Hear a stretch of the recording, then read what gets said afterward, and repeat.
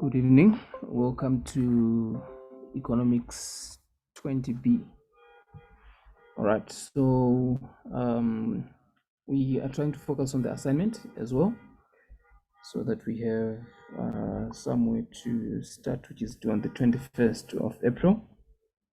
The earlier the completion, the better. All right, so with Economics 2B or Economics 20B, we are looking at macroeconomics. It's now the macro elements of economics. So it's different from Economics 10B.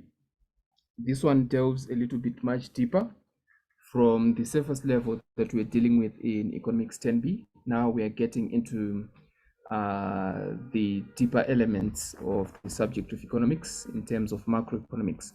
So you'd see new topics popping up that you were not familiar with in relation to Economics 10B. You'd see new graphs popping up as well that you were not completely familiar with when you were dealing with Economics 10B.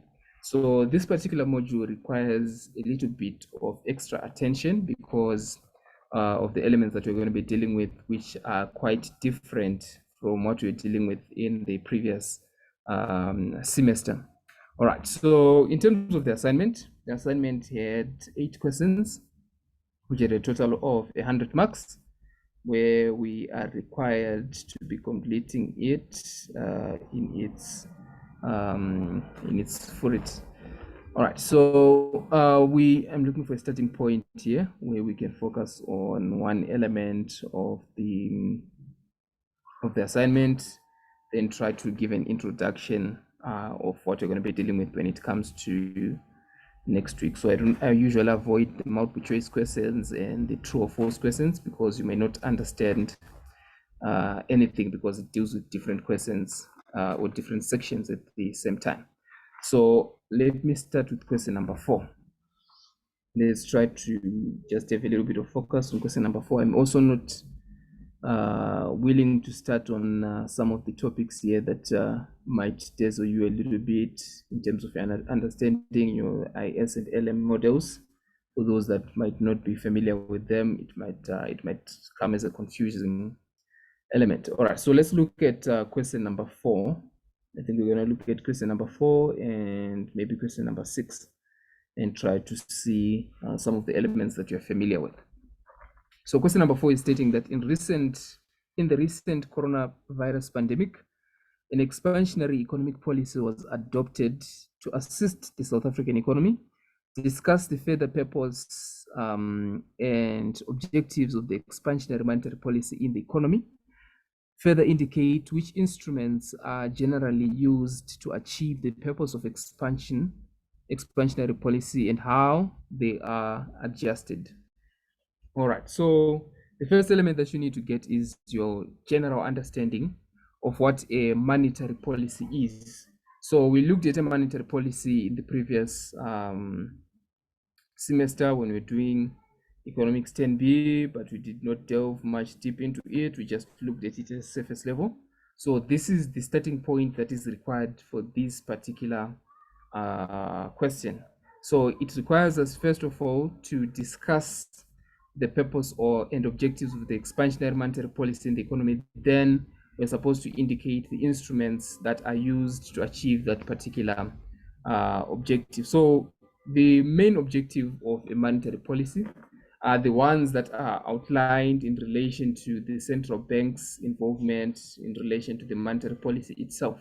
So when it becomes an expansionary monetary policy, okay, let me start by highlighting the difference between an expansionary monetary policy and a contractionary monetary policy so that we understand it in its entirety. So a monetary policy, by definition, is basically an instrument or a policy that is used by the central bank to influence the economy. So we understand that within the economy, there are two main governing bodies that have the task of influencing the economy. We have the Ministry of Finance, which is the task of influencing what we refer to as a fiscal policy. Then we have the South African Reserve Bank, which is the task and mandate of implementing and formulating what is referred to as a monetary policy. So a monetary policy basically refers to a policy that is put in place by the central bank in order to influence the monetary side of the economy. And they do that using two main instruments, which is in their general elements, the interest rates and the money supply. So a monetary policy can either be expansionary or contractionary. So this is on the background of Economics 10B. This is what we looked at when you're looking at Economics 10B. So I'm just giving a background before we can get into the question. So we have an expansionary monetary policy, then we have a contractionary monetary policy. So when we are saying that the monetary policy is expansionary, we're basically saying that it is influencing the economy towards growth. So we understand that for the economy to be influenced towards growth, what you can influence in the economy is this element that we refer to as aggregate demand. And when we're doing Economics 10B, we say that aggregate demand is the sum of consumption, spending by households, investment spending by firms, government spending plus net foreign factor from abroad, which is the difference between exports and imports, which is given by plus X minus M or plus X minus Z. You would find that in this particular module, we'll be usually ascribing the variable Z to imports. So all of these elements are contributory to the general aspect in relation to the performance of an economy. So if aggregate demand is said to be reducing, we understand that it's going to be affecting aggregate income and aggregate production, and hence the economy will be reducing, and hence the central bank intervenes by introducing what we refer to as an expansionary monetary policy. So in order for them to introduce an expansionary monetary policy, it has to be boosting all of these positive elements that we see here: positive consumption, positive investments, positive government spending, positive exports, and to some extent it has to be limiting the amount of imports. So in order for them to do that, they have to reduce, we're talking about an expansionary monetary policy, they have to reduce the interest rates, and I'm talking in a broader bracket. I'll funnel it down to the South African economy, what you're referring to when you're talking about the interest rate. So the interest rates have to be reduced, and there has to be an increase in money supply. So I'm talking about it in a broader perspective, or in a general perspective. So when interest rates are reduced, we understand that interest rates affects what we refer to as the cost of borrowing funds, or cost of accessing funds in general. And we understand that this cost of borrowing funds influences main elements within the economy in relation to consumption activities by households. When cost of borrowing is high, we understand that households would try to cut back on borrowing because it is expensive. And when interest rates are low, they try to increase consumption because it is affordable for them to borrow. And you'd find out that it also affects investment spending by firms, because with investment spending, firms would get into the money market, into the capital markets, to try and to borrow funds in order for them to finance their spending activities within the markets, in order to boost their general assets, etc. So hence the investment spending, if the interest rates are reduced, you find out that it increases. And also you find out that the government itself would embark on activities to raise funding from the market because it is affordable to do so, and hence that would increase government spending as well within the market. So you'd find out that the general reduction of interest rates would have a positive influence in relation to the economy. So hence, when we are talking about an expansionary monetary policy, we're talking about the reduction in interest rates, which would positively affect consumption because the cost of borrowing would be very low, and hence as a result, elements like consumption, investment spending, government spending will be positively influenced within the economy. And that also influences the amount of exports that will be going out from the country, because exporters would be able to borrow and be able to expand their inventories, and hence as a result, they'll be able to export more. So you find out that it is its pros and cons, but you're not looking at the pros and cons of it now. We just want to highlight how it influences the economy and get into answering the question with understanding. Then in terms of increasing money supply, when we're looking at Economics 10B, we talked about how the economy is influenced either from an endogenous perspective or from an exogenous perspective. in relation to the money supply in existence within the economy. So we say that when an economy is influenced from an exogenous perspective, we're talking about the money supply being influenced outside the money market system. So hence, as a result, we're talking about the government being able to print more money when they want to, which is not particularly the case in the South African economy. Here we have an endogenous view of the supply of money, where the supply of money is mainly influenced by the interest rates. So hence, as a result, if interest rates are to reduce, that would positively increase the money supply within the economy because of the cost of borrowing. So we understand that there's a graph that is associated with it, which we refer to as a liquidity preference. We're not looking at it for now. We're going to be looking at it later on for this module, which is a negatively sloping graph, which looks like a demand curve, which indicates that when interest rates are high, the quantity demanded of money reduces, and when interest rates are low, the quantity demanded of money increases, because people would rather keep their active money balances within them rather than investing them within the banking system, etc. So hence, as a result, you'd find out that that is how the money supply is influenced within the economy. So basically, that is how a monetary policy influences the economy. So if they want to enact a contractionary monetary policy, they have to increase the interest rates, and thereby the increase in the interest rates would obviously reduce the amount of money in circulation within the economy. So you'd find out that it can be used for various objectives. The first objective that we are looking at is that the ultimate objective, rather, is that the monetary policy is supposed to be enacted in order to attain a balanced and sustainable economic growth. So that is the general influence of monetary policy within the economy. But in order for us to enact an expansionary monetary policy, it has to be influenced in such a way that it's increasing the general economic growth within the spectrum of an economy. So basically, we're talking about the reduction in interest rates influencing aggregate demand through consumption, investment, and government spending, and ultimately that would result in economic growth. So basically, when an expansionary monetary policy is enacted, we're talking about an increase in economic growth. Then there are other intermediate objectives that can be enacted in relation to that.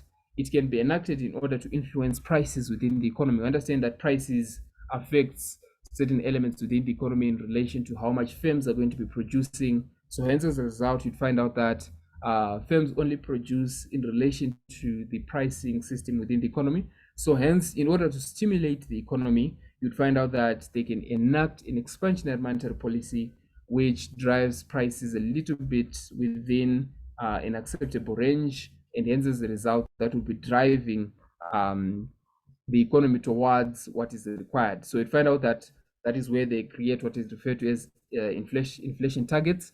With inflation targets, they target a certain range of inflation. They do not fix the inflation rate because they understand that it might work positively to a certain extent, but within the acceptable ranges of inflation. So you find out that when an expansionary monetary policy is enacted, there is a certain range of inflation that might be desired to be achieved, which might not jeopardize the economy in the long run.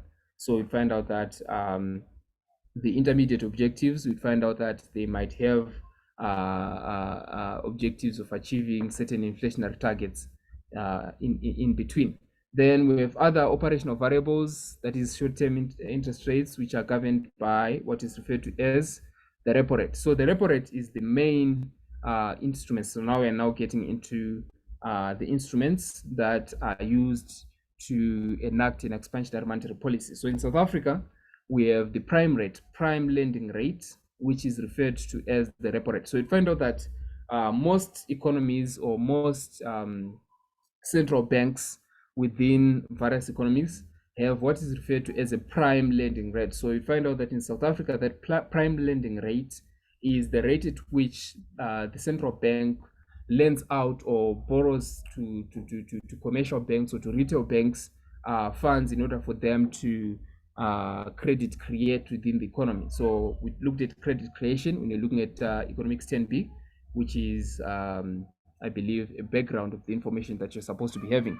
So with credit creation, the central bank would give a certain rate, which is the cost at which the banks would acquire funding from the central bank. And hence, as a result, that would influence the economy by either increasing the repo rate or reducing the repo rate. So when it comes to an expansionary monetary policy, they reduce the repo rate in order to influence the economy positively, which is the case as we witnessed during the onset of the COVID-19 pandemic, where the central bank reduced the repo rate, I think, to around 3.75, somewhere there, 3.75 percent, which was a reduction, I think, from a figure of around 5.25, somewhere there.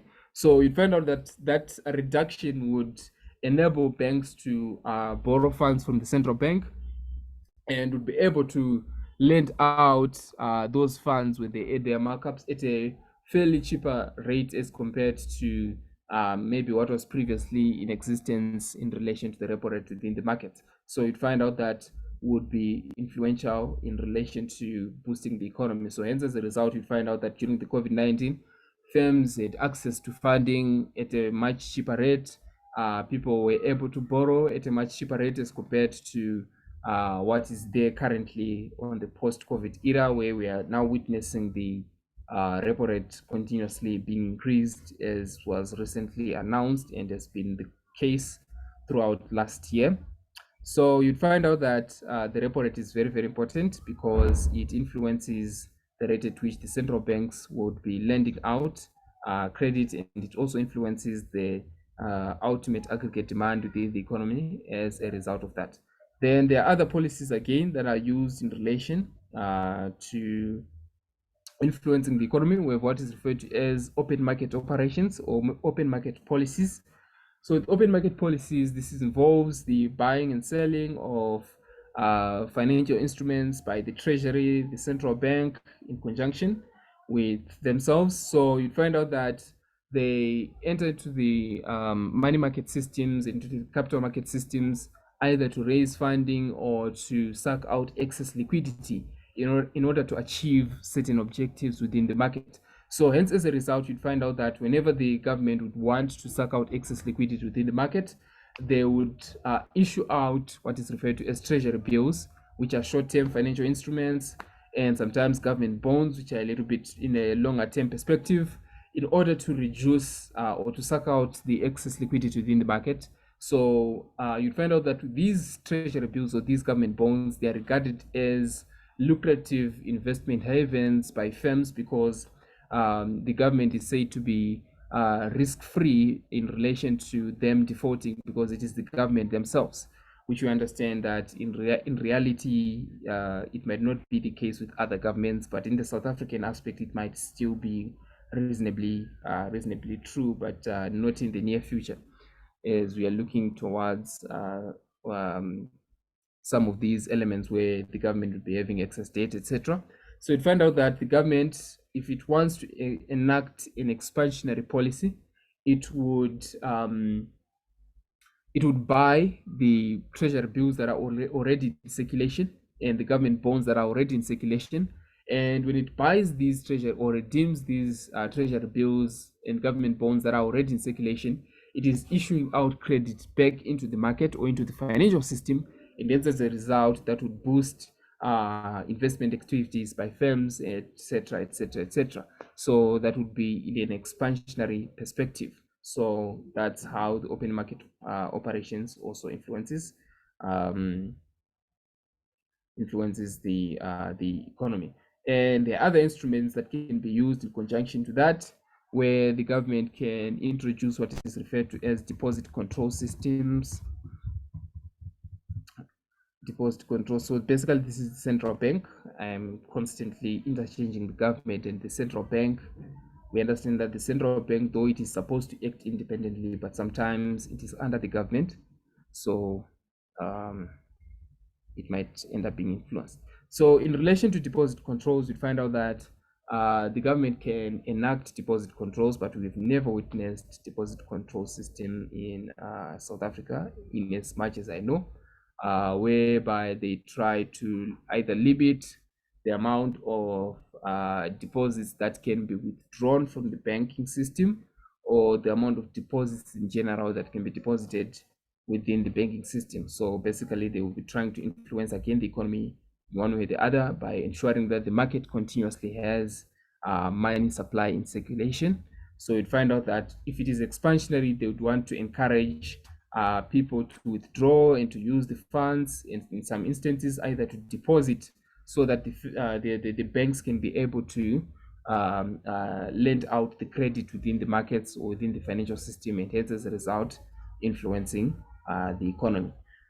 All right, so I think these are the main instruments that are used in relation to achieving an expansionary monetary policy.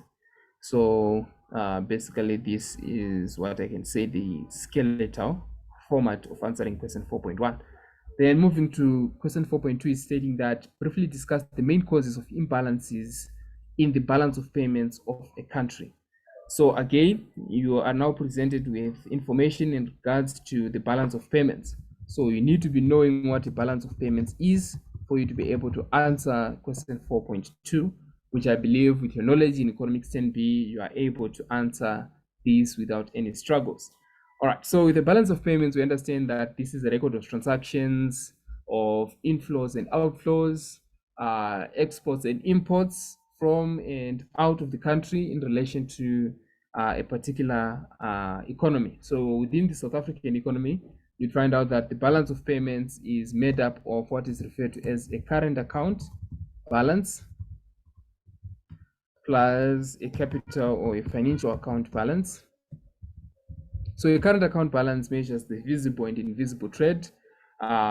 Basically, the current account is the sum of the visible plus invisible trade. So the visible trade is the trade in physical goods and services. When the South African economy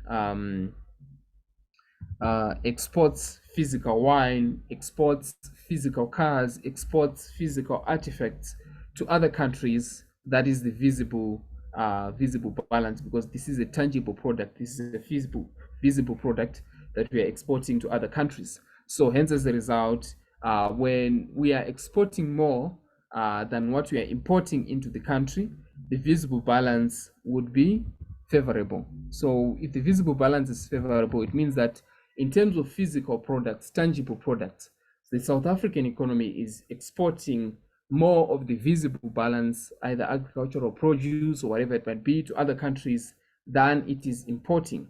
And in terms of invisible balance, if the invisible balance, this is the balance in relation to the services that the South African economy would be offering to other countries, vice versa, or in comparison to the services that the South African economy is just generally consuming from other countries. Either it might be in form of financial services, it can be either in form of entertainment services, whatever it might be. All of those services are summed up together to get the invisible trade.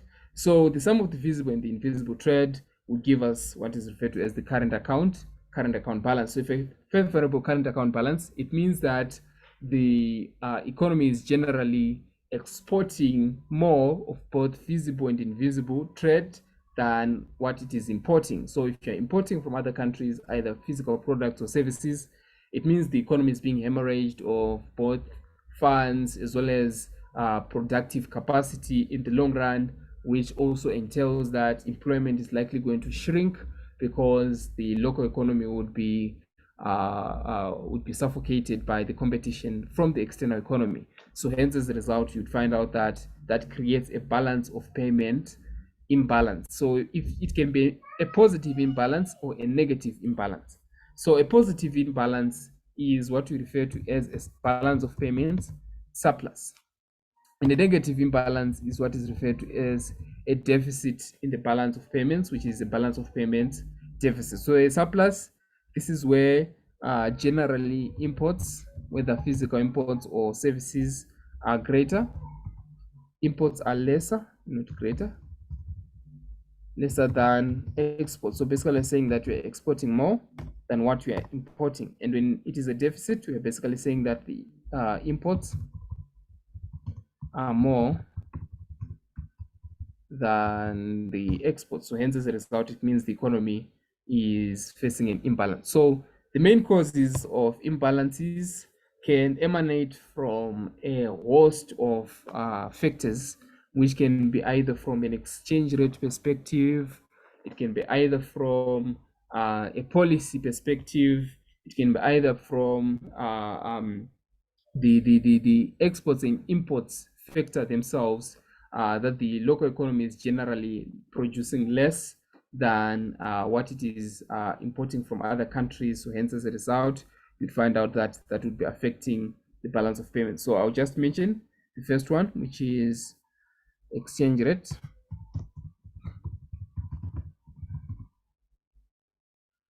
So an exchange rate, by definition, it refers to the price of one currency in terms of the other.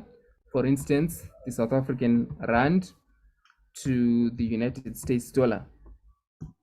Currently, what is the exchange rate between the South African rand and the United States dollar? I think it's around 17 rand per each United States dollar.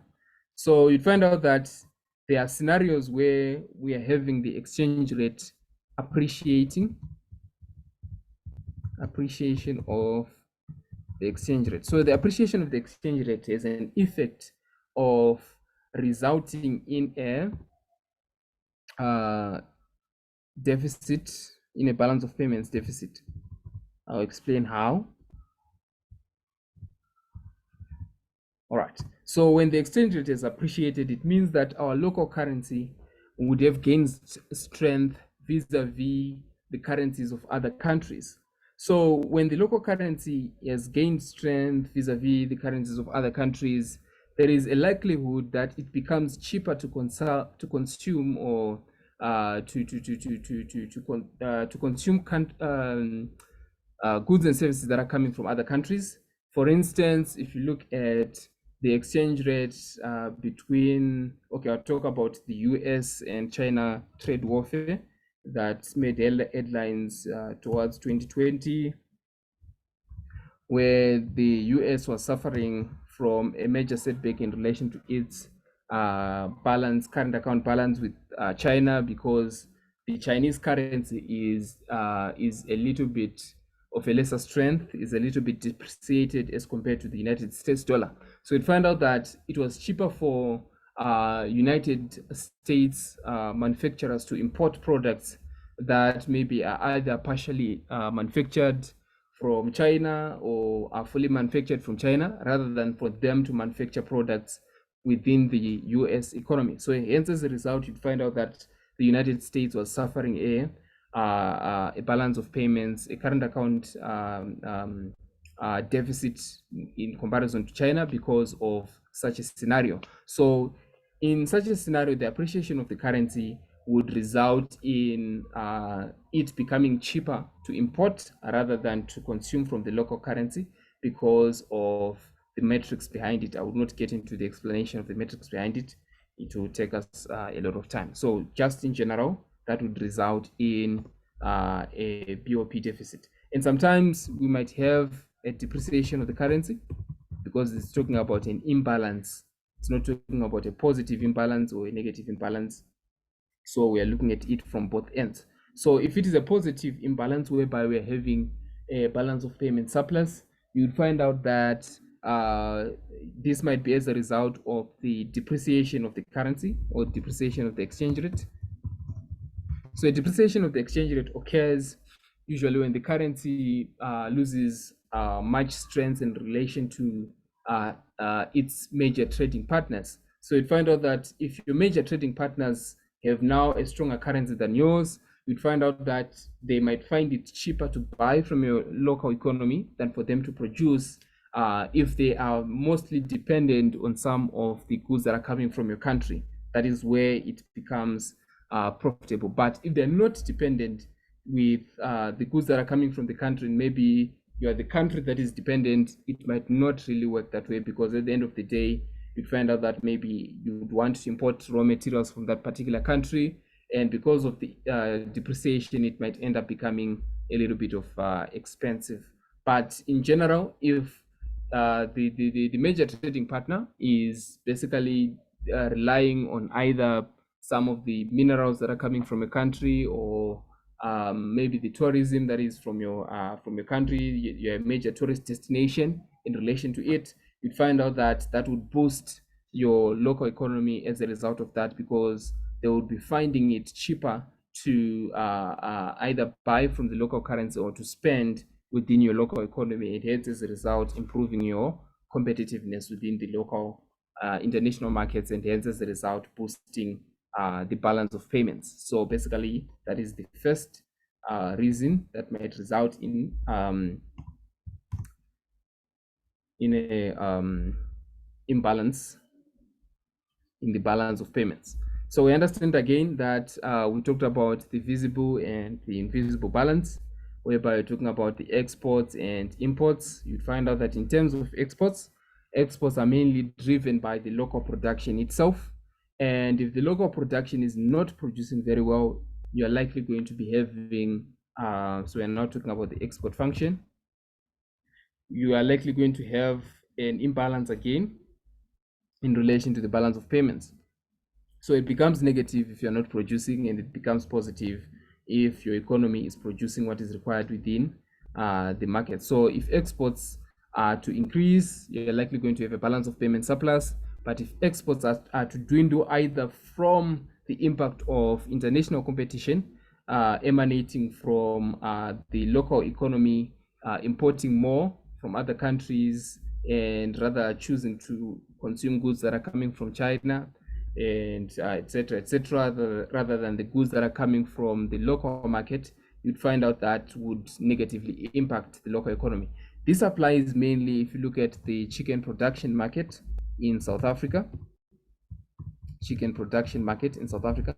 with the chicken production market in South Africa, you find out that the South African market is mostly flooded by imports from Brazil, from the European Union, in terms of chicken production.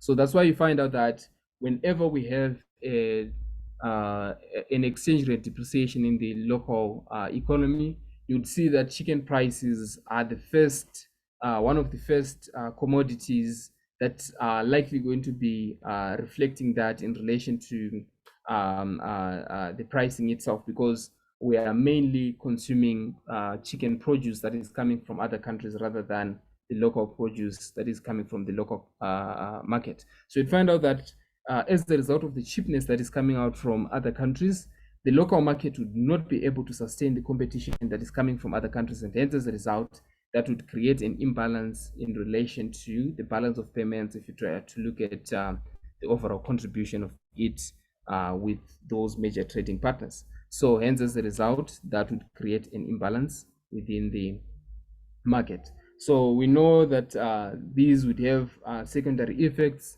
which might spill over to employment, spill over to other industries shutting down because they are not able to sustain the level of competition that they are facing from the external market. So that is it with the level of exports. So it goes hand in hand with imports. So in terms of the imports, obviously the imports are great. Means like that it's likely going to negatively impact the balance of payments, because imports are negatively influencing a negative influence to the balance of payments. So hence, as a result, that would be influential in a negative aspect. Then the other important aspect of the balance of payments is what is referred to as the financial account. I talked about the current account, and I did not talk about the capital account or the financial account. So the capital account basically measures the flows of funds in and out of South Africa, and these funds might be in relation to what we refer to as the foreign direct investment, or hot money inflows. Sometimes they're referred to as hot money inflows. So with foreign direct investment and hot money inflows, you'd find out that these are influenced by either the general sentiment within the market or within the economy, as well as other elements like interest rates, etc. So you'd find out that when interest rates are high, there's a likelihood of a hot money inflow coming into South Africa. And if the economic sentiment is positive, the IMF gives a positive outlook of the South African economy, that the South African economy is likely going to improve because of A, B, C, and D, you'd find out that the South African economy becomes a lucrative investment haven for international entities to invest in South Africa, and hence, as a result, that would create a positive financial account, which influences positively to the overall balance of payments. So obviously, you'd find out that if foreign direct investment is to increase, that is likely going to have a positive impact on the South African economy, and we're likely going to be having a capital flight, either by a negative sentiment like what is there currently in regards to the main issues that we are facing here, the ESCOM issues, the general economic sentiment surrounding the South African economy, which is looking gloomy currently. Hence, as a result, we'd find out that the economy would not be able to attract this foreign direct investment. So the importance of foreign direct investment is in its spillovers in terms of employment, as well as the positive benefits that mainly emanate from it, which would not be easily benefited from if there is a capital flight from the South African economy. All right, so I talked about FDI. We can talk about interest rates as a heading on its own. So the interest rates are also influential in relation to the investment haven. They can either positively influence capital inflows or negatively influence capital inflows. You might find out that when interest rates are high, sometimes it attracts capital to a certain extent, and when interest rates are low, it might repel what money inflows from the local economy.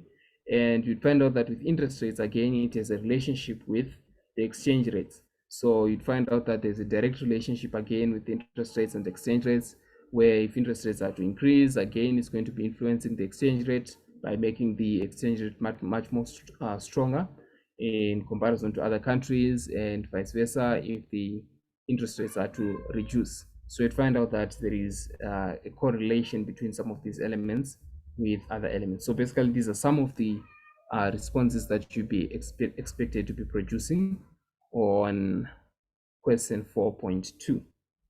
All right. Any questions in regarding to question 4?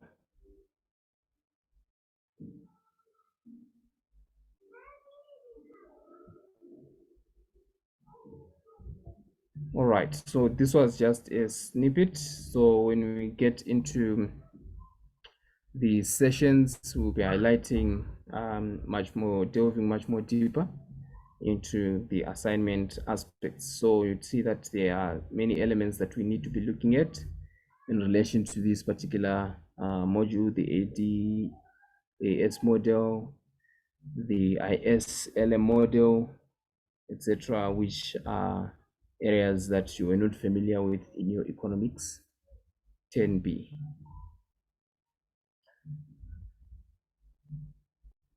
All right, so I think for today, let's just call it a day until we meet again for those that are going to be joining us in this particular segment. Thank you very much for your attendance. Goodbye.